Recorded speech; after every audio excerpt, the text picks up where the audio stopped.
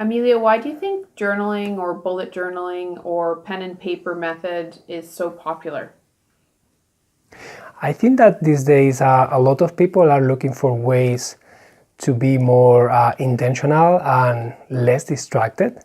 And let's face it, when you use your device, like I use my device a lot, and sometimes I pick my phone to do a specific task, like putting something on my calendar. I grab the phone, wanna go to the calendar, and maybe 10-15 minutes later, I found myself lost in notifications, lost in emails, and I try to do a good job of keeping my notifications off, but the truth is that I still get distracted. Like everything is very well designed to like keep you hooked in there. So that's why a lot of people are finding that journaling in general, having a notebook where you can allow yourself some time and space for reflecting, for writing down the things that are important for you.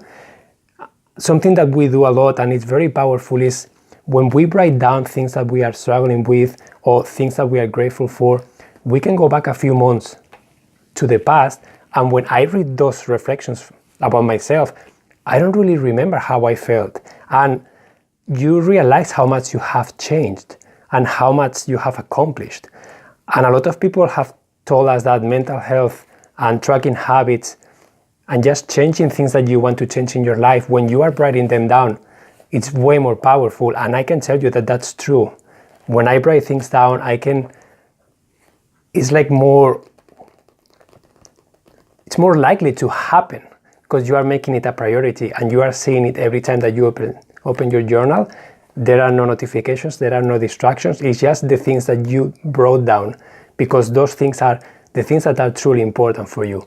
So I find that a lot of people are trying to create more time for themselves, create more intention, and try to remove everything that is taking away their time and their energy. So I think bullet journaling is also a great way to be creative.